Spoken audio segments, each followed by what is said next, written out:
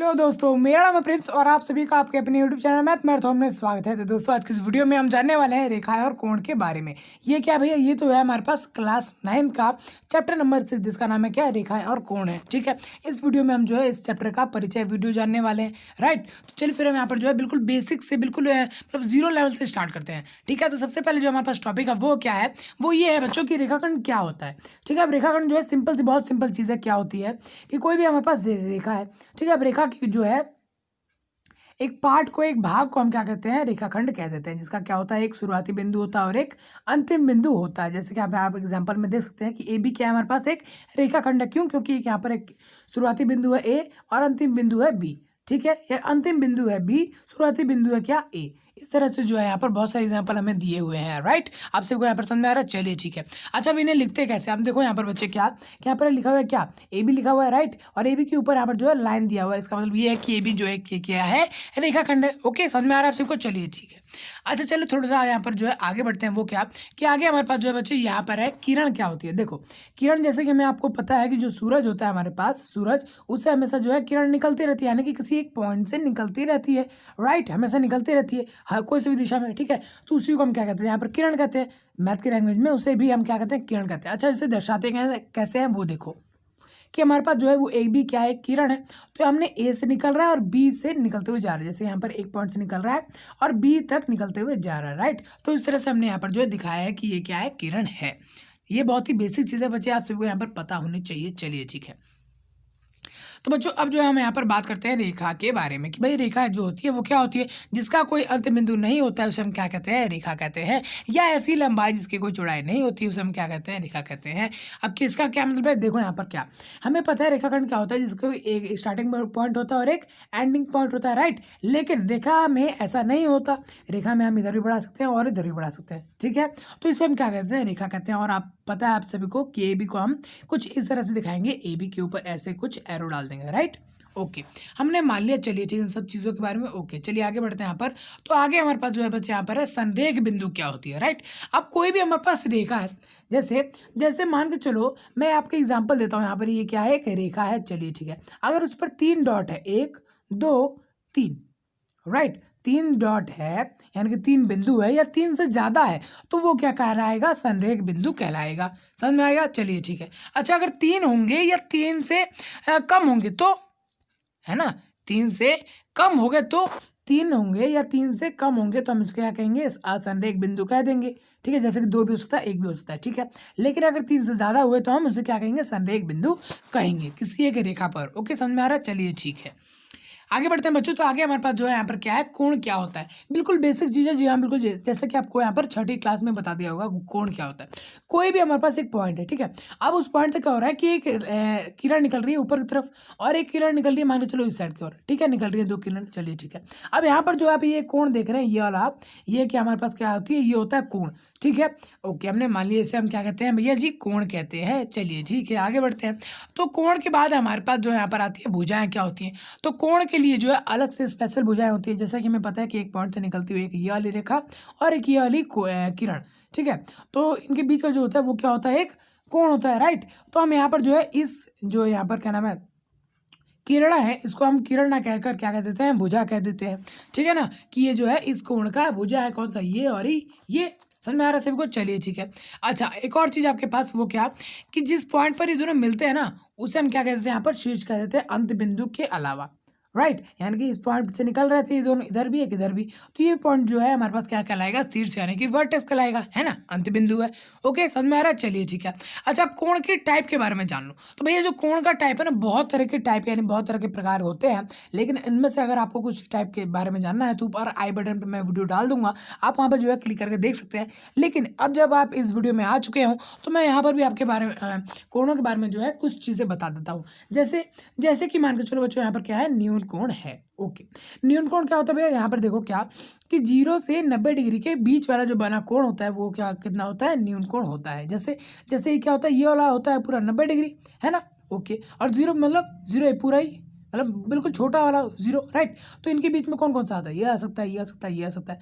तो ये सब जो कोण हो गया हमारे पास, ये कितना होगा भैया, ये होगा हमारे पास न्यून कोण। ओके, समझ में आ रहा है? चलिए ठीक है। अच्छा, अब इसके अलावा हमारे पास जो है यहाँ पर आ गया क्या, समकोण भैया जी। अच्छा, समकोण क्या होता है वो समझो यहाँ पर क्या, कि हमें जैसे कि पता है जो समकोण होता है वो कितना होता है 90 डिग्री, है ना। एल की तरह यहाँ पर जो है बनता है। एल इस साइड भी हो सकता है, इस साइड भी हो सकता है और इस साइड भी हो सकता है, राइट। आप सभी को समझ में आ रहा है? चलिए ठीक है, फिर ये हमेशा जो है 90 डिग्री का होता है। ओके। अच्छा, अब यहाँ पर देखो क्या, कि ये जो हमारे पास कोण आप देख रहे हो, एक पॉइंट से एक इधर निकल रहा है, एक इधर निकल रहा है, और ये जो है कोण बन रहा है जिसका नाम दिया है जेड। अब जेड कौन सा कोण होता है? जेड जो होता है वो 180 से छोटा होना चाहिए, ओके, और 90 डिग्री से बड़ा होना चाहिए, राइट। समझ में आ रहा है सभी को? तो इसको हम क्या कहते हैं? अधिक कोण कह देते हैं। ओके, अगर आगे बढ़ते हैं तो आगे हमारे पास है ऋजु कोण। क्या होता है? ऋजु कोण जो है हमेशा एक सरल रेखा होती है। क्यों? क्योंकि आपको पता है सरल रेखा पर ही कितना बनता है, यानी कि सीधी रेखा पर ही कितना बनता है 180 डिग्री, और 180 डिग्री का ही होता है हमेशा ऋजु कोण। समझ में आ रहा है? चलिए ठीक है, नहीं समझ में आ रहा तो कमेंट जरूर करना है। ओके, आगे बढ़ते हैं बच्चों। तो आगे जो हमारे पास है वो ये कह रहा है क्या, कि एक प्रतिवर्ती कोण होता है। प्रतिवर्ती कोण कौन सा होता है भैया? वो सुनो यहाँ पर क्या, कि 180 से वो होना चाहिए बड़ा, जैसे कि आप यहाँ पर जो है देख सकते हैं। और क्या होना चाहिए कि 360 डिग्री से उसको होना चाहिए हमेशा छोटा, ठीक है। जैसे कि आप यहाँ पर जो है ये वाला एंगल देख सकते हैं, लेकिन ये अंदर के बजाय बाहर से लिया गया है, बाहर से लिया गया है, राइट। चलिए फिर ठीक है। अच्छा, आगे बढ़ते हैं यहाँ पर। तो यहाँ से थोड़ा सा आपका इंपॉर्टेंट कोण आ रहा है, ध्यान रखना, ठीक है। तो यहाँ पर सबसे पहले हमारे पास है पूरा कोण। पूरा कोण क्या होता है? जैसे कि मान के चलो कोई भी हमारे पास एक एंगल है, कोई भी हमारे पास एक एंगल है और दूसरा एंगल ये है। अगर इन दोनों को हम जमा कर देंगे तो ये पूरा हो जाएगा, राइट। और ये पूरा कितने हो जाएगा? 90 डिग्री का, है ना। यानी कि हम कह सकते हैं कोई दो कोणों का जमा कर देंगे, जो यानी कि योग कर देंगे, तो हमेशा 90 डिग्री का होगा। उसे हम क्या कह देंगे भैया जी? उसे हम कह देते हैं क्या? पूरा कोण। ओके, समझ में आ रहा है? चलिए फिर ठीक है, हमने मान लिया। ओके जी। अच्छा, अब मुझे एक बात बता दो, वो क्या, कि हमें ये वाला कोण दिया हुआ है कितना? 30 डिग्री। ये तो हमें दिया ही नहीं हुआ, तो हम ये निकाल सकते हैं, क्योंकि हमें पता है कि इन दोनों को अगर जमा कर देंगे तो कितना होगा? 90 डिग्री। तो इन दोनों जमा किया हमने, राइट। और उधर क्या लिख दिया? 190 डिग्री लिख दिया। चलिए ठीक है। और फिर हम क्या कर देंगे? जेड को इधर ही छोड़ देंगे और 30 को उधर ले जाएंगे। ओके, तो 90 में से जब 30 जाएंगे तो इधर कितना आ जाएगा भैया? 60 डिग्री आ जाएगा। तो इस तरह से जो है बच्चे यहाँ पर आपके पास जो है आंसर आ जाएगा, राइट। चलिए फिर ठीक है। अच्छा, आगे बढ़ते हैं हमारे पास। तो आगे हमारे पास जो है बच्चों यहाँ पर संपूरक कोण के बारे में बताया गया है क्या, कि कोई भी दो एंगल, जैसे कि हमने ऊपर पढ़ा था, कोई भी दो एंगल का जब हम सम कर देते हैं, अगर वो 90 डिग्री यानी कि 90 डिग्री है, ठीक है, तो वो हमारा पूरा कोण के अंदर आएगा। लेकिन अगर वो 180 डिग्री हो जाता है दोनों कोणों का योग, तो वो किस में आएगा भैया? संपूरक कोण में आएगा। जैसे जैसे कि मान के चलो भैया हमारे पास जो है एक ये वाला कोण है, एक ये वाला कोण है ना, और एक ये वाला कोण है, जैसा कि आप जो है यहाँ पर देख सकते हैं, ठीक है। तो इन दोनों को जब मैं ऐसे प्लस कर दूंगा पूरा, तो ये कितने डिग्री का हो जाएगा भैया जी?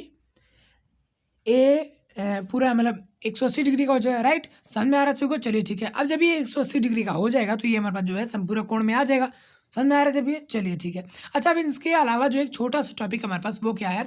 प्रतिवर्ती रेखाएं क्या होती हैं, प्रतिच्छेदित रेखाएं क्या होती हैं, वो देखो यहाँ पर। कोई भी हमारे पास दो रेखाएं हैं, ठीक है, कोई भी हमारे पास दो रेखाएं हैं, अगर वो आपस में एक दूसरे को काट रही हैं, ठीक है, तो वो क्या कहलाएंगी? प्रतिच्छेदी रेखाएं। प्रतिच्छेदी करना एक तरह से काटना, ठीक है। तो प्रतिच्छेदित रेखाएं यानी कि काटने वाली रेखाएं, राइट। अच्छा, जिस पॉइंट पर वो काट रही है ना, उस पॉइंट को क्या कहते हैं? प्रतिच्छेदी बिंदु, ठीक है। ओके, समझ में आ गया। चलिए ठीक है। अच्छा, हमने मान लिया। ओके, अच्छा आगे बढ़ते हैं। तो आगे हमारे पास जो है क्या है? समांतर रेखाएं क्या होती हैं? वह रेखाएं जो हमेशा एक दूसरे के समान दूरी पर स्थित हो, यानी कि मान के चलो एक हमारे पास ये वाली रेखा, एक हमारे पास ये वाली रेखा है, ठीक है। अब इन दोनों के बीच का जो गैप है वो हमेशा 1 मीटर है। चाहे इधर ले लो, चाहे इधर ले लो, चाहे फिर इनको आगे बढ़ा लो, इसको इधर से आगे बढ़ा लो, इधर बढ़ा लो, इधर बढ़ा लो, मतलब कभी भी एक दूसरे को कट नहीं सकता। अगर कट जाए तो क्या कहलाएगा? अभी अभी आपको तो बताया मैंने, यहाँ पर प्रतिच्छेदी रेखा कहेंगे, है ना, राइट। चलिए ठीक है, हमने मान लिया। ओके जी। अच्छा, चलिए आगे बढ़ते हैं यहाँ पर। तो बच्चे आगे जो है हमारे पास है आसन कोण क्या होते हैं, तो समझना पड़ेगा आपको, ठीक है ना। तो आसन कोण जो वो कोण होते हैं, वैसे बेसिकली दो कोण आसन कोण तब कहलाएंगे जब वे किसी एक भुजा के द्वारा बनते हैं, ठीक है। नहीं समझ में आया? कोई दिक्कत वाली बात नहीं है, अभी मैं आपको समझाता हूँ। जैसे जैसे कि मान के चलो हमारे पास दो कोण आसन कोण कब कहलाएंगे? तब जब वो एक ही पॉइंट से निकल रहे हो, और उन जैसे कि हमको पता है कि कोई भी कोण हमारे पास ऐसे बन रहा है तो उसके पास दो भुजाएं होती है, एक ये, ठीक है। तो उनकी जो भुजाएं हैं, उन दोनों कोणों की एक भुजा जो है सेम हो। जैसे जैसे कि मान के चलो मैं आपसे कहता हूँ कि एक ये वाला एंगल है हमारे पास, ठीक है, और एक ये वाला एंगल है हमारे पास। तो इसमें देखो बच्चों क्या, कि एक पॉइंट जो है वो दोनों एंगल में आ रहा है, इसमें भी और इसमें भी, राइट, ठीक है। तो ये जो है हमारे पास क्या कहलाएगा? आसन भुजा है नहीं ना, बिल्कुल। क्यों? क्योंकि हमें बताया गया है कि जो आसन बिंदु है, उभयनिष्ठ बिंदु है ना, शीर्ष है, उसके अलावा हमारे पास भुजा भी कॉमन होनी चाहिए। तो भैया भुजा भी तो कॉमन है यहाँ पर, दोनों कोणों में ये वाली कॉमन भुजा है। तो ये कहलाएगा क्या? आसन भुजा है ना? हाँ जी बिल्कुल कहलाएगा, ठीक है। लेकिन एक बात बताओ क्या, कि ये वाला कोण जो है, इस वाले कोण की क्या आसन भुजा कहलाएगा? क्या क्या कह रहे हो भैया? तो देखो यहाँ पर क्या, यहाँ पर आसन बिंदु है, मतलब उभयनिष्ठ कॉमन बिंदु तो है, लेकिन दोनों की भुजाएं अलग अलग हैं। तो ये क्या कहलाएगा? आसन कोण कराएगा? जी बिल्कुल नहीं, है ना? समझ में आ रहा है आप सभी को? चलिए ठीक है, अब यहाँ पर आगे बढ़ते हैं। क्या अब देखो भैया, शीर्षाभिमुख कोण क्या होता है वो देखो यहाँ पर। बहुत ही सिंपल, बहुत ही आसान टॉपिक है, जैसा कि हमने पहले पता किया है, पहले जान चुके हैं क्या, कि भैया जो दो रेखाएं आपस में काटती हैं, है ना, प्रतिच्छेद करती हैं, उनको हम क्या कहते हैं? प्रतिच्छेदित रेखाएं कह देते हैं। चलिए ठीक है। अब यार जब दो रेखा आपको काट रही है, जैसे कि यहाँ पर आप देख सकते हो, दो रेखा आपस में काट रही है, तो इससे क्या होगा कि ये वाला जो कोण है ये हमेशा इसके बराबर होगा, ये वाला हमेशा कोण जो है इसके बराबर होगा। इसको हम क्या कह देते हैं? शीर्षाभिमुख कोण कहते हैं। ठीक है, ये हर जगह होता है, चाहे फिर ये किसी आकृति के अंदर हो या ऐसे ही दिया हो। ठीक है, ये हमेशा जो है बराबर ही होते हैं, राइट।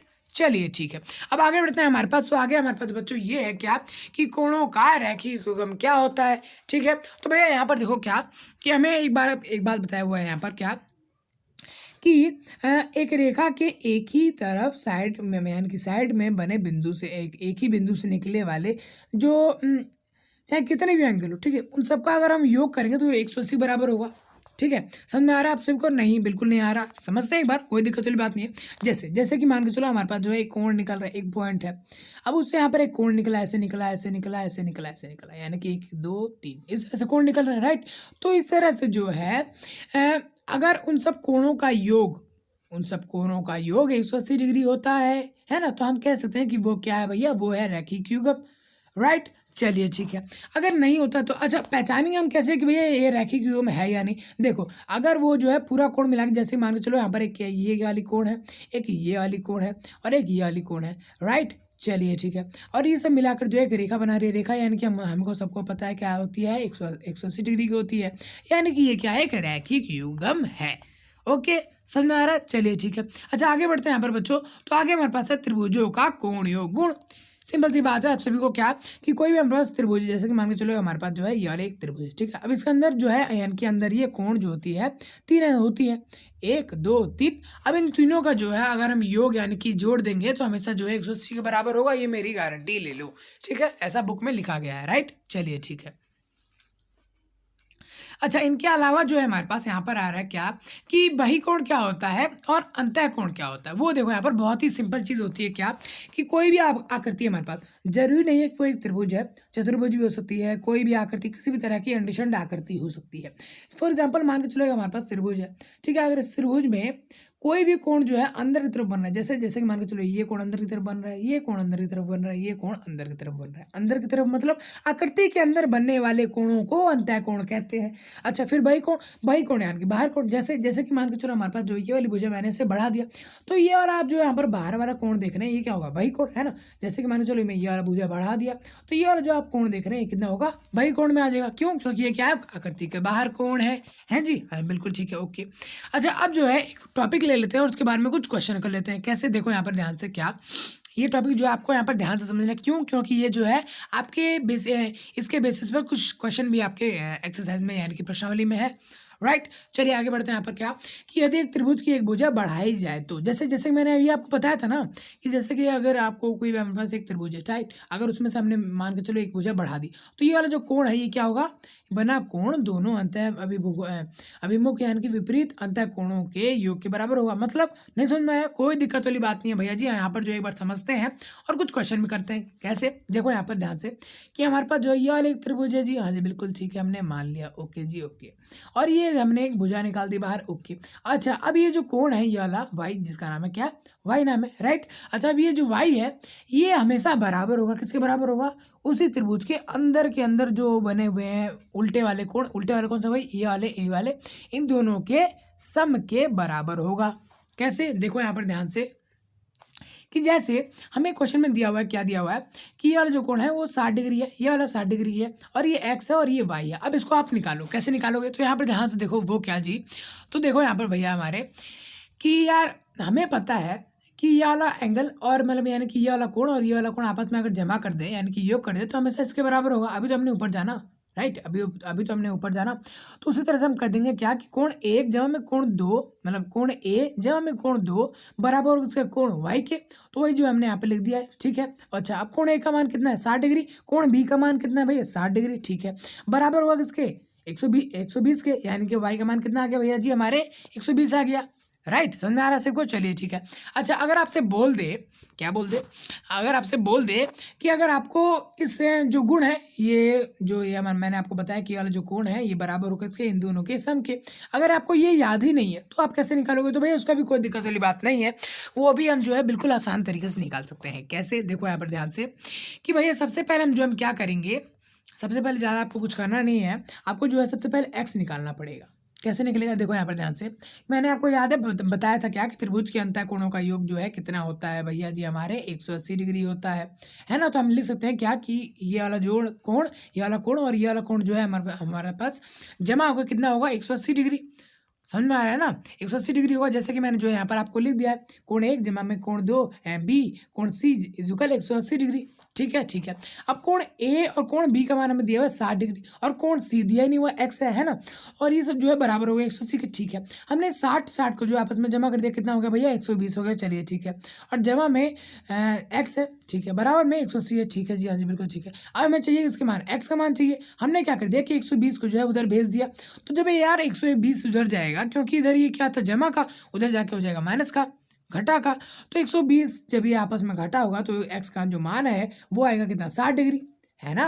60 डिग्री आ गया, किसका मान आ गया भैया 60 डिग्री, इस वाले एक्स वाले कोण का, ठीक है। अब यार जो एक्स वाले कोण आ गया, लेकिन हमें पूछा कौन सा है वाई वाला, तो कैसे करेंगे? तो भैया यहाँ पर देखो ध्यान से, वो क्या कि भाई हमें पता है कि लीनियर पेयर होता है, यानी कि ये रैखिक युग्म होता है जिसके ऊपर कोई भी कोण बन रहा है, जैसे मान के चलो ये कोण बन रहा है और ये कोण, इन दोनों का हम बराबर करेगा, यानी कि अगर आपस में इनको हम जमा करेंगे तो कितना आएगा 180 डिग्री। क्यों? क्योंकि आपको पता है ये क्या है रैखिक युग्म है। कैसे पता चल गया भैया? तो सुनो ना, यहाँ पर ये क्या है, क्या नाम है, सीधा रेखा है, स्ट्रेट लाइन है ना। तो इन दोनों जो कोणों हैं उन दोनों का जब योग करेंगे तो कितना होगा 180 डिग्री। तो वही हमने लिख दिया यहाँ पर, ठीक है। क्या लिख दिया हमने यहाँ पर, देखो यहाँ पर कि कोण सी कौन सा भैया, ये वाला पूरा कोण है, तो हमने दिया कोण सी जो है वो बराबर किसके होगा, एक्स और वाई के जमा के, और ये दोनों जो बराबर होंगे किसके 180 के। क्यों? क्योंकि आपको पता है, मेरे को पता है यहाँ पर क्या है, रैखिक युग्म है। आप चाहो तो लिख सकते हैं, ठीक है। आगे बढ़ते हैं। यहाँ पर क्या कि हमें एक्स का मान पता है कितना है 60 डिग्री है, और वाई का मान चाहिए, तो हम क्या कर देंगे 60 डिग्री को जो है उधर भेज देंगे 120 के पास, ठीक है। तो वाई का जो मान आएगा वो तो आ जाएगा हमारे पास, वो कितना आएगा भैया जी हमारे पास 120 डिग्री। जैसे कि आपको पता है कि मैंने आपको ऊपर भी यहाँ पर आप जो है निकाल सकते हैं 120 डिग्री कैसे निकालता है, राइट। आप सभी को आप समझ में आ गया होगा कि हमने जो है इस क्वेश्चन को कैसे किया, साथ साथ हल भी कैसे किया, ठीक है। अच्छा चलो बच्चों, एक आखिरी टॉपिक है आप सभी के सामने, वो क्या भैया, वो ये है बच्चों क्या कि संगत कोण क्या होता है। कैसे, देखो यहाँ पर देखो ध्यान से कि एक ही दिशा में बनने वाले कोणों को हम क्या कहते हैं, संगत कोण कहते हैं। कैसे भैया, यहाँ पर देखो ध्यान से कि भैया ये चाहे ये यार ये सब जो है ना, संगत कोण, एकांतर अंतः कोण, एकांतर बाह्य कोण, इन सबको बताने के लिए एक हमारे पास आकृति है, यानी कि एक फिगर होना जरूरी है। कैसा? इस तरह का कोई फिगर हो। कैसे फिगर? जैसे कि मान के चलो कोई भी दो रेखाएं आपस में क्या हो, समांतर हो, ठीक है, और उनको एक प्रतिच्छेदित रेखा यानी कि टेढ़े रेखाएं आपस में काट रही हो, ठीक है, सिंपल सी बात है। तो इस तरह के जो एंगल बनेंगे, यानी कि 1 2 3 4 5 6 7 8 8 एंगल बन रहे हैं टोटल, राइट, 8 कोण बन रहे हैं, ठीक है भैया जी हमारे पास, ठीक है, ओके। तो इसमें संगत भुजाएं क्या होती हैं भैया, संगत कोण है ना। तो संगत कोण क्या होती है, 1 और 5 बराबर है, क्योंकि ये क्या है, संगत कोण है। तो हम यहाँ पर लिख सकते हैं भैया जो 1 और 5 है वो बराबर होगा, 2 6 भी बराबर होंगे। कैसे? यहाँ पर देखो ध्यान से, वो क्या भैया, तो यहाँ पर देखो कि 1 और 5 का कौन सा भैया, कोण 1 और कोण 5, यानी कि ये दोनों जो आपस में बराबर होंगे, 2 और 6, 3 और 7, 4 और 8, यानी कि मान के चलो हमारे पास जो ये एक रेखा है दूसरे को काट रही है, तो यानी कि ये वाला जो कोण है दूसरी वाली रेखा के भी उसी वाले जगह पर बराबर होगा। इसको हम क्या कहते हैं भैया, संगत कोण कह देते हैं। अब समझ में आ रहा है आप सबको? चलिए ठीक है, नहीं समझ में आ रहा है कोई दिक्कत नहीं है, नोट्स में आपको दे दूंगा, नोट्स की कोई दिक्कत वाली बात नहीं होनी चाहिए, ठीक है। तो आगे यहाँ पर जो है बढ़ते हैं। यहाँ पर क्या है, एकांतर अंतः कोण क्या होता है भैया, एक दूसरे के विपरीत तथा अंदर वाले कोण को हम क्या कह देते हैं, एकांतर अंतः कोण कहते हैं। कैसे? देखो यहाँ पर ध्यान से, वो क्या कि जैसे 3 जो है और 3 जो है बच्चे यहाँ पर जो है 3 जो है 6 के क्या होगा एकांतर अंतःकोण, और 3 जो है 4 जो है वो 5 के क्या होगा एकांतर अंतःकोण होगा। ठीक है, समझ में आ रहा है आप सभी को? चलिए ठीक है, अब जब एकांतर अंतःकोण होगा ना भैया तो ये जो है आपस में बराबर हो जाएगा। ओके, अच्छा एकांतर अंतःकोण जानने का एक तरीका है मेरे पास, वो क्या, एक सीक्रेट है, वो क्या कि z बन रहा हो, z बोले तो जैसे मान के चलो यहाँ पर क्या है z, ये कुछ इस तरह से z बन रहा है एक तरह से, है ना? हाँ बन रहा है, तो ये वाला जो कोण है भैया ये वाले इस वाले के कोण के बराबर होगा। है जी, हाँ जी बिल्कुल ठीक है, ओके। अच्छा अब उल्टा z भी बन सकता है, कैसे कैसे, यहाँ पर देखो ध्यान से कि ये वाला जो z बन रहा है आपके पास, ये वाला और ये वाला, ये उल्टा z है और ये वाला कोण जो आपस में बराबर होगा, क्योंकि ये भी क्या है एकांतर अंतःकोण है। ओके ठीक है, अब उसके बाद हमारे पास आता है एकांतर बाह्य कोण, वो क्या होते हैं भैया? तो यहाँ पर देखो 1 और 8 जो है एकांतर बाह्य कोण है, 1 और 8 जो है एकांतर बाह्य कोण है, साथ साथ 2 और 7 भी, मतलब कोण 2 और कोण 7 भी क्या है एकांतर बाह्य कोण है। ठीक है, तो उसको मैं यहाँ पर हम देख लेते हैं क्या कि 1 और 8। तो बच्चों यहाँ पर देखो ध्यान से, कोई भी हरकत यहाँ पर फालतू वाली मत करो। देखो 2 जो है वो किसके एकांतर कोण है भैया जी हमारे? भूल गए? अरे भूल गए क्या? 2 जो है एकांतर अंतःकोण है किसके? एकांतर बाह्य कोण की बात कर रहे हैं भैया, अंतःकोण तो हमने कर लिया, तो एकांतर बाह्य कोण है किसके? 2 जो है, फिर नहीं देखा, देखना चाहिए ना, कोण 8 के। ठीक है, अच्छा 1 जो है कोण 7 के, एकांतर बाह्य कोण। ठीक है, 2 जो है वो 7 के और 1 जो है वो 8 के क्या होगा? बराबर होगा। क्यों? क्योंकि यहाँ पर क्या है एकांतर बाह्य कोण है। ठीक है, अब एक आखिरी कोण है, वो क्या? सह अंतःकोण। वो क्या होता है यहाँ पर देखो ध्यान से, क्या एक तरह से मैं इसको जो है डेफिनेशन दे सकता हूँ, क्या कि तिर्यक रेखा, जैसे कि हमको पता है ये दोनों क्या है, समांतर रेखा है, चलिए ठीक है, और तिर्यक रेखा यानी कि टेढ़ी रेखा ये वाली है, तो तिर्यक रेखा के एक ही और बने अंतःकोण यानी कि अंदर वाले कोणों का योग, यानी कि इन दोनों का अगर सम कर देंगे तो कितना होगा? 180 डिग्री ही होगा। इसको हम क्या कहते हैं? सह कोण कहते हैं। ठीक है, फिर चाहे वो इस तरह के दोनों कोण हो सकते हैं, उस तरह के दोनों कोण हो सकते हैं, लेकिन इन दोनों का जो योग होगा वो होगा 180 डिग्री। ठीक है ना? तो इस तरह से जो है बच्चे आपका जो यहाँ पर चैप्टर हो चुका है क्लोज, यानी कि खत्म हो चुका है। राइट, ठीक है, समझ में आ गया आप सबको? चलिए ठीक है, लेकिन अगर बच्चों आपको जो यहाँ पर नोट्स चाहिए तो नीचे डिस्क्रिप्शन में आपको जो यहाँ पर इस वीडियो के नोट्स मिल जाएंगे, आप जो है वहां पर जाकर देख सकते हैं। तो बस दोस्तों फिलहाल इस वीडियो में इतना ही, मिलते हैं अगली वीडियो में, तब तक लिए जय हिंद।